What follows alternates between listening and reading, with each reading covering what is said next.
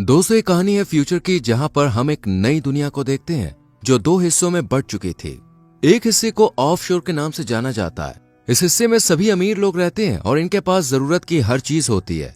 ये लोग अपनी मर्जी से कुछ भी कर सकते हैं, इन्हें फुल आजादी दी जाती है। जबकि दूसरा हिस्सा गरीब लोगों का है, जहां ना तो लोगों के पास खाने को भरपेट खाना है और ना ही रहने के लिए अच्छा घर। ये लोग झोपड़पट्टी में रहकर अपना गुजारा करते हैं और इनकी जिंदगी ऐशो आराम से दूर मुश्किलों से भरी होती है। लेकिन इस जिंदगी को बदलने का इन्हें एक मौका भी दिया जाता है, जिसके बाद ये लोग ऑफशोर का हिस्सा बन सकते थे। लेकिन इसके लिए इन लोगों को 20 साल का होना बहुत जरूरी होता है। 20 साल का हो जाने के बाद इन्हें एक सिलेक्शन प्रोसेस से गुजरना होता है और ऑफशोर में रहने वाले लोग इस बड़ी आबादी में से सिर्फ 3% लोगों को ही चूज करते हैं जो ऑफशोर में रह सकते थे। बाकी बचे जो लोग सिलेक्ट नहीं हो पाते वो वापस से स्लम एरिया में ही रहने आ जाते हैं और गरीबों में जीने लगते हैं। इसलिए हर कोई ऑफशोर में जाना चाहता था। और फिर अनाउंसमेंट की जाती है कि 104 प्रोसीजर स्टार्ट होने वाला है, यानी इससे पहले 103 तक ये प्रोसेस कंप्लीट हो चुका है। इसके बाद हम मिशेल नाम की एक लड़की को देखते हैं जिसने ऑफशोर में जाने के लिए अपना नाम दर्ज किया था और अब इसे 20 मिनट के अंदर अंदर इस जगह पर जाना था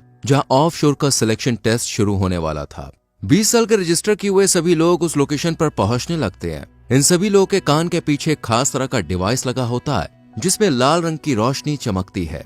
ये एक तरह का एंट्री पास होता है ताकि जिन भी लोगों ने इस टेस्ट के लिए रजिस्टर किया है उनकी पहचान आसानी से की जा सके। और ये डिवाइस इन्हें ऑफशोर की तरफ से ही सिर्फ रजिस्ट्रेशन के बाद दी जाती है। इसके बाद मिशेल अपनी दोस्त के साथ टेस्ट वाली लोकेशन पर पहुंच जाती है और थोड़ी देर बाद इनके सामने चीफ आता है और सबको बताता है कि यह सिलेक्शन बहुत ही ईमानदारी से होगा, किसी के साथ कोई भी धोखाधड़ी नहीं होगी। और इसी के साथ इस सिलेक्शन और ऑफशोर की लाइफ की इंपॉर्टेंस भी बताता है कि तुम सब में से सिर्फ 3% लोग ऑफशोर में जाएंगे। स्पीच खत्म होने के बाद चीफ के पास एक लेडी आती है जो कि एक नई एम्प्लॉय थी। ये लेडी चीफ को बताती है कि मैं यहाँ तुम्हारा काम चेक करने आई हूँ और मुझे हाई अथॉरिटीज की तरफ से यहाँ भेजा गया है ताकि मैं तुम्हारी गलतियों को पकड़ सकूं। चीफ को बिल्कुल भी पसंद नहीं था कि कोई उसके काम में इंटरफेयर करे, लेकिन हायर अथॉरिटीज की बात वो टाल भी नहीं सकता था, इसलिए वो इस लेडी से कुछ नहीं कहता। इसके बाद इंटरव्यू का टाइम शुरू होता है जहां कई लोगों को रिजेक्ट कर वापस से उसी झोपड़पट्टी वाली जिंदगी में भेज दिया जाता है। इस इंटरव्यू को क्लियर करना काफी मुश्किल था। इधर हम मिशेल को देखते हैं जिससे काफी सारे पर्सनल क्वेश्चंस पूछे जा रहे थे।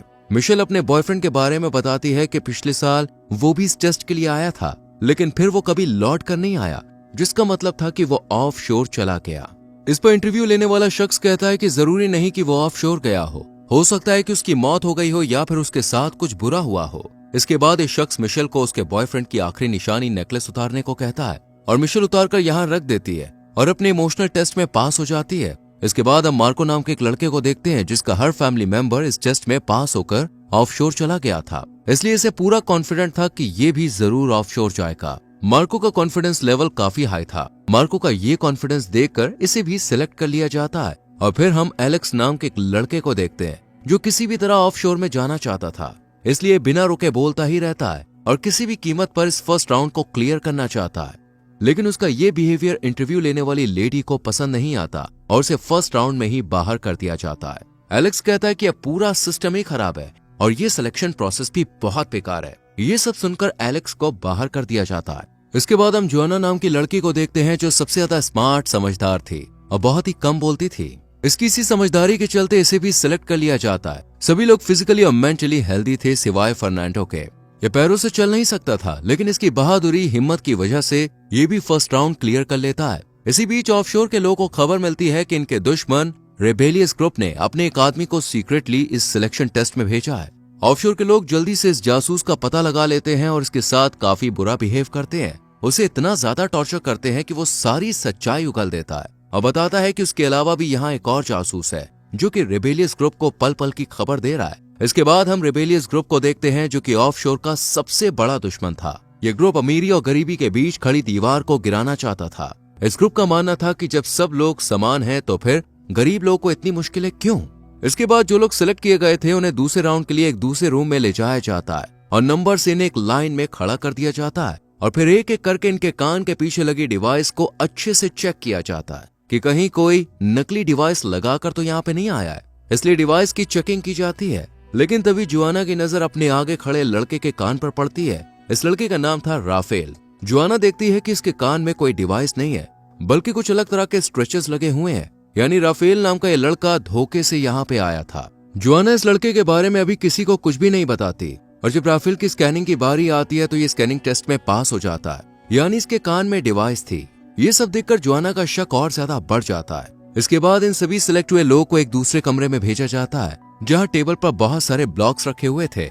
इन ब्लॉक्स की मदद से इन लोगों को 9 क्यूब्स बनाने थे और इसके लिए इन्हें टाइम दिया जाता है सिर्फ 10 मिनट। टाइम शुरू हो जाता है और सब लोग जल्दी जल्दी क्यूब्स बनाने लग जाते हैं, लेकिन फर्नांडो फिजिकली अनस्टेबल होने की वजह से ब्लॉक्स तक नहीं पहुंच पा रहा था। ये देखकर मिशेल इसकी मदद करती है और इसे कई ब्लॉक्स दे देती है, जिससे फर्नांडो भी क्यूब्स बनाने लग जाता है। टाइम खत्म होने वाला होता है, लेकिन अभी तक मिशेल ने सिर्फ 8 क्यूब्स ही बनाए होते हैं। ये देखकर फर्नांडो मिशेल के लिए क्यूब बना देता है और इसके 9 कंप्लीट हो जाते हैं। राफेल का भी एक क्यूब कम था, इसलिए ये इन्हें पूरा करने के लिए क्यूब अपने पार्टिसिपेंट का चुरा लेता है और सेकंड राउंड में भी राफेल पास हो जाता है। हालांकि ये राउंड उसने चीटिंग से जीता था, लेकिन फिर भी इसे पास कर दिया जाता है। लेकिन बाकी के लोग राफेल को बहुत क्रिटिसाइज करते हैं और इसे बुरी तरह से मारते भी हैं, जिससे राफेल को काफी चोट आती है। ये देखकर सबको अपनी गलती का एहसास भी हो जाता है, लेकिन जोआना उससे सिंपैथी नहीं जताती, बल्कि राफेल के पास आकर कहती है कि तुम्हें मेरी मदद करनी, वरना मैं अथॉरिटी को तुम्हारा सच बता दूंगी कि तुम यहाँ धोखे से आए हो। इधर हम नई एम्प्लॉय को देखते हैं जो कि चीफ के काम को चेक करने आती है। ये किसी भी तरह से चीफ के काम में कमी निकालकर उसे इस पोस्ट से निकालना चाहती थी ताकि वो इस पोस्ट को हासिल कर सके। दूसरी तरफ हम मिशेल और उसके दोस्त को देखते हैं जिन पर ऑफशोर के एक एम्प्लॉय को शक हो गया था, इसलिए ये इन्हें चेक करने के लिए अपने साथ ले जाती है और कहती है कि तुम दोनों में से कौन रिबेलियस ग्रुप के साथ है। अगर किसी ने एक्सेप्ट नहीं किया तो दोनों मारी जाओगे। जब ये एम्प्लॉय रूम से बाहर जाती है तो मिशेल अपनी दोस्त से कहती है कि हमें इसे मारना होगा, इसलिए जब एम्प्लॉय आती है तो मिशेल के दोस्त उस पर अटैक कर देती है। लेकिन मिशेल खुद ऐसा नहीं करती क्योंकि वो अपनी दोस्त को फंसाकर खुद बचना चाहती थी। मिशेल ही रिबेलियस ग्रुप की मेंबर थी। इसकी दोस्त मारी जाती है और मिशेल अगले राउंड में चली जाती है। यहाँ पर हमें पता चलता है कि पिछले साल यहाँ उसका बॉयफ्रेंड नहीं बल्कि भाई आया था। अब वो उससे ही मिलने के लिए यहाँ आई है और साथ ही गरीबी अमीरी का भी फर्क मिटाना चाहती है। इसके बाद हम फर्नांडो को देखते हैं जहाँ हमें इसके पास्ट के बारे में पता चलता है। फर्नांडो के पैरों में बचपन से ही प्रॉब्लम थी और इसके डैड ने इसका शुरू से बहुत ध्यान रखा। फर्नांडो के फादर ने ही इसे ये यकीन दिलाया था कि तुम टेस्ट को पास कर सकते हो और फिर जब तुम ऑफशोर जाओगे तो तुम्हारा इलाज हो जाएगा, तुम अपने पैरों पर खड़े हो सकोगे और एक अच्छी जिंदगी भी तुम्हें मिल जाएगी।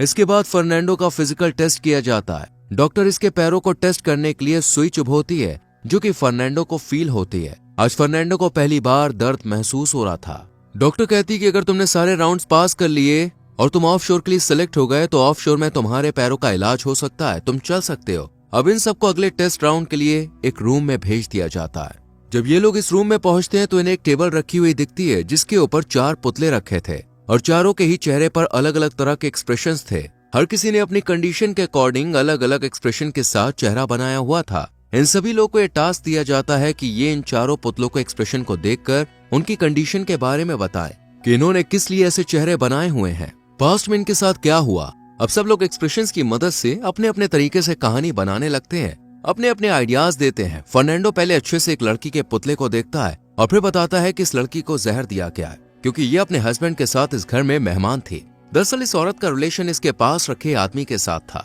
जिसके घर में ये मेहमान बनकर आई थी।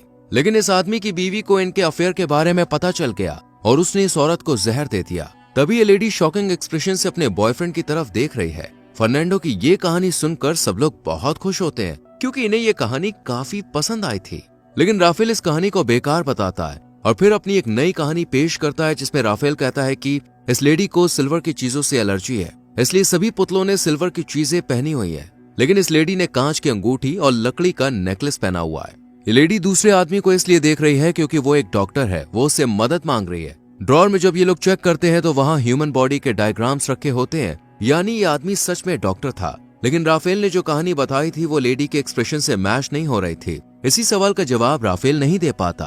तभी जोआना जो सबसे समझदार थी वो कहती है कि ये लेडी अंधी है, इसलिए इसके चेहरे पर कोई एक्सप्रेशन नहीं है। और जब ये इस लेडी के ड्रॉर को चेक करती है तो इन्हें ब्लाइंड्स की बुक भी मिलती है, यानी जोआना की कहानी ठीक थी। इस तरह ये लोग इस राउंड को भी पास कर लेते हैं। चीफ भी ये सब देख रहा होता है और फिर नई लेडी एम्प्लॉय से कहता है कि तुम इन सब पर ध्यान रखना, मैं अभी थोड़ी देर के लिए किसी काम से जा रहा हूँ। ये लेडी एम्प्लॉय चीफ पर नजर रखती है और देखती है कि चीफ स्लम एरिया में कपड़े बदल कर जा रहा है। चीफ भी कैमरे की ग्रीन लाइट देखकर पता कर लेता है कि एम्प्लॉय उस पर नजर रख रही है लेकिन एम्प्लॉय चीफ के खिलाफ कोई सबूत पेश नहीं कर पाती। इसके बाद इन्हें एक रूम में ले जाया जाता है जहां इन्हें 6 साइंस दिए जाते हैं, जबकि ये लोग 7 होते हैं, जिसका मतलब था कि इन लोगों को एक को एलिमिनेट करना था। लेकिन ये किसको करेंगे इन्हें समझ नहीं आता। राफेल कहता है कि मेरे पास एक कॉइन है, मैं बाहर जा सकता हूँ, लेकिन जिसके पास कॉइन नहीं है वो राफेल पर अटैक कर देता है और दोनों में लड़ाई होने लगती है। लेकिन तभी ये लड़का वोट करने को कहता है। सभी लोग राफेल के खिलाफ वोट करते हैं, लेकिन मिशेल कहती है कि जोआना को बाहर निकाल दो क्योंकि वो समझदार थी और मिशेल के प्लान को नाकामयाब कर सकती थी। ये सुन जोआना राफेल की तरफ देखती है। जोआना को राफेल की सच्चाई पता थी, इसलिए राफेल जोआना की साइड लेता है और फर्नांडो को बाहर निकालने को कहता है क्योंकि ये फिजिकली ठीक नहीं था। लेकिन फर्नांडो कहता है कि मैं ऑफशोर में ठीक हो सकता हूँ। इसके बाद ये लोग रिबन से एक शख्स को एलिमिनेट करने का डिसाइड करते हैं और कहते हैं कि जिसके पास सबसे छोटा रिबन आएगा वो बाहर जाएगा, और सबसे छोटा रिबन जोआना के पास आता है। लेकिन रूम से जाते वक्त जोआना एक शख्स का कॉइन चुरा लेती है और जीत जाती है, और ये मूवी यहीं खत्म हो जाती है। तो दोस्तों, कैसी लगी आपको ये मूवी कमेंट सेक्शन में जरूर बताएं। वीडियो को लाइक और शेयर करके चैनल को सब्सक्राइब करें, बेल आइकॉन प्रेस करें जिससे आपसे आने वाली वीडियोस मिस ना हो। मिलते हैं आपसे अगली वीडियो में। Till then bye bye, take care.